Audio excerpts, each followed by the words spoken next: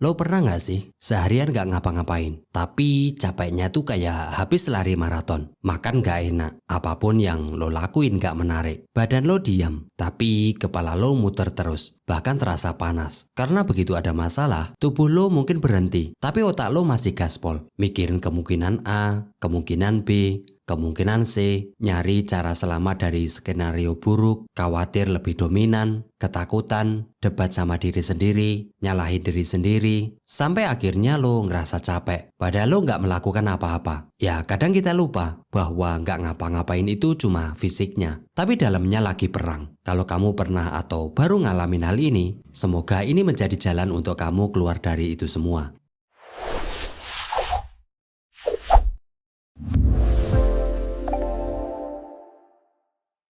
Lo ngerasa capek, tapi kalau ditanya abis ngapain, lo sendiri bingung jawabnya apa. Duduk doang, tapi rasanya lelah sekali. Bengong 2 jam, tapi kepala panas. Nggak gerak, tapi badan berat kayak bawa beban 100 kilo. Terus lo mulai nyalahin diri sendiri. Kok gue gini amat ya? Kok gue nggak produktif sama sekali ya? Kayaknya orang lain mah kuat-kuat aja. Padahal capek yang paling nyiksa itu seringnya bukan capek badan, tapi capek dari hal-hal yang nggak kelihatan. Bahkan masalah yang paling berat, kita merasa capek, tapi tidak tahu apa yang menyebabkan itu semua. Karena tidak terlihat secara langsung. Karena ya sebenarnya capek itu kerja batin. Tubuh lo mungkin diam, tapi otak lo kerja sip malam. Mikirin rencana kalau gagal, rencana B kalau yang A macet, rencana C kalau semuanya berantakan, mikirin gimana biar nggak kelihatan panik di depan orang lain, mikir gimana caranya nyelamatin situasi tanpa bikin drama. Tapi karena kerja batin itu nggak bisa di screenshot, nggak bisa di print, nggak bisa dilihat orang, kita anggap itu bukan kerja. Padahal justru itu kerja yang paling berat yang menghabiskan energi. Otak sama dengan laptop yang overheat. Analoginya begini, bayangin otak lo itu kayak laptop. Dari luar kelihatannya diam, layarnya mungkin cuma nunjukin satu tab, tapi dalamnya prosesornya itu lagi muter kencang kayak kipas turbo. Jadinya apa? Laptop itu panas. Tapi lo nggak ngeh karena casingnya kelihatan adem-adem aja. Itulah otak lo. Dari luar lo kelihatan duduk tenang, scrolling HP, bengong. Tapi di dalam kepala lo ratusan tab kebuka. Semua running bersamaan. Semua minta perhatian. Semua minta solusi. Dan yang bikin tambah parah lagi adalah otak lo lembur tanpa izin, tanpa cuti, tanpa jam istirahat. Nggak ada notifikasi yang menunjukkan untuk berhenti. Semuanya terjadi diam-diam. Selanjutnya adalah rasa takut dan cemas yang tidak disadari. Dan ini yang lebih penting dan harus diperhatikan. Dimana ketika kamu berasa di fase ini, lo itu bukan hanya sekedar mikir doang, tapi karena lo narik semua sinyal takut sekaligus. Kadang tanpa sadar, kepala lo terus bilang, gimana kalau gagal? Gimana kalau salah? Gimana kalau orang kecewa dengan saya? Ucapan itu nggak keluar dari mulut lo, tapi teriakan kencang banget di dalam hati. Akhirnya apa? Batin lo berubah jadi gudang penuh tekanan. Bukan karena lo drama, bukan karena lo lebay, tapi karena lo terlalu lama nahan. Entah itu nahan kecewa, nahan ekspektasi, nahan marah yang gak bisa lo tunjukin, nahan kekecewaan yang gak bisa lo bahas, nahan luka yang gak pernah lo validasi. Gudang itu makin lama makin penuh. Dan lo bilang karena hidup terasa berat, padahal lo gak ngapa-ngapain. Selanjutnya adalah validasi emosi. Capek lo itu valid. Dan di sini penting banget lo ingat, capek lo itu valid. Karena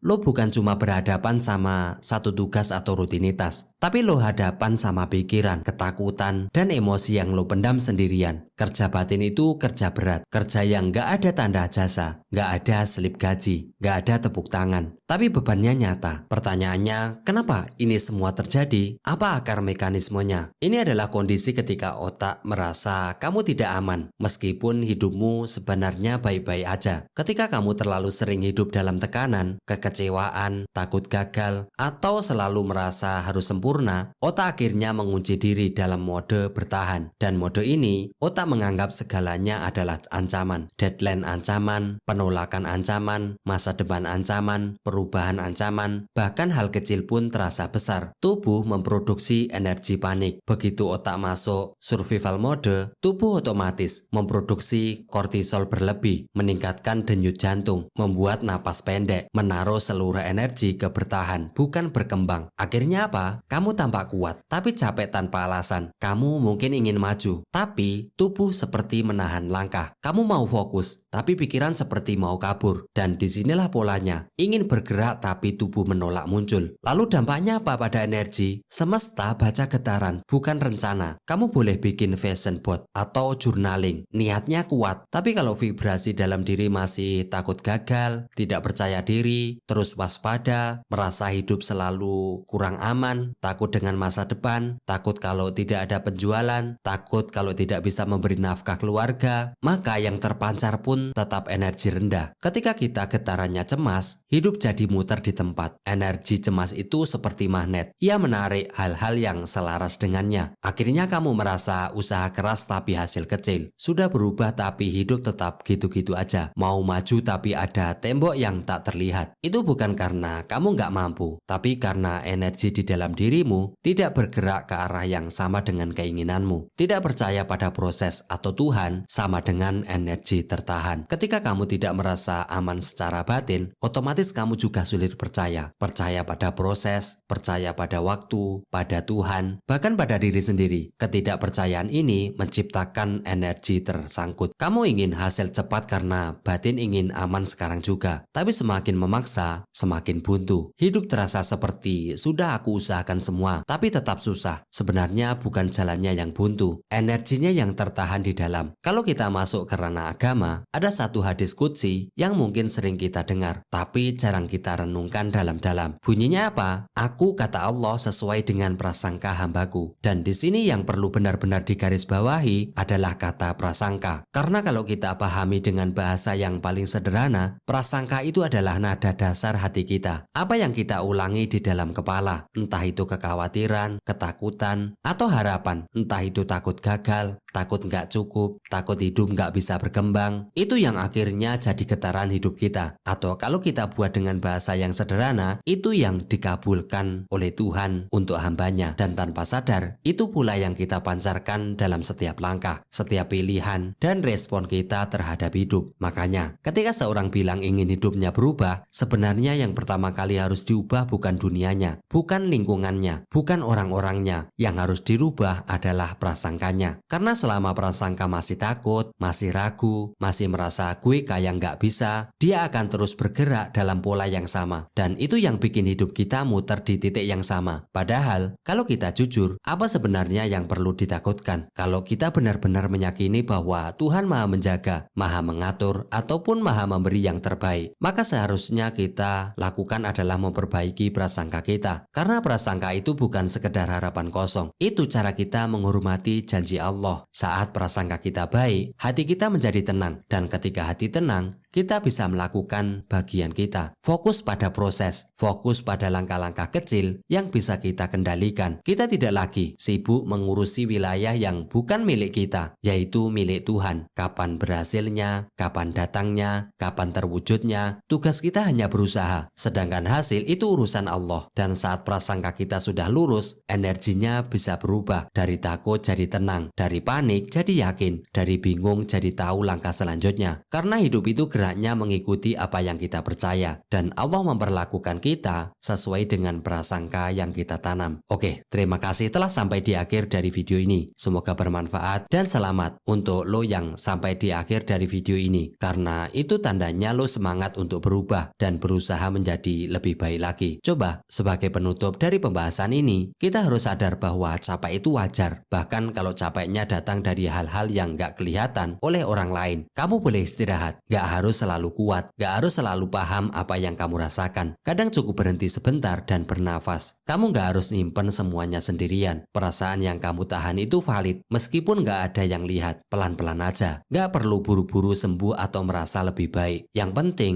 kamu nggak maksa diri terus-terusan jadi kuat. Dan di saat kamu sebenarnya butuh ruang, kalau ini kedengarannya familiar, kamu nggak sendirian. Banyak orang juga lagi berusaha memahami dirinya pelan-pelan. Mungkin itu dulu. Terima kasih sudah sampai di akhir dari video ini. Semoga bermanfaat. Jangan lupa like, share, dan subscribe. Dan sampai jumpa di video selanjutnya.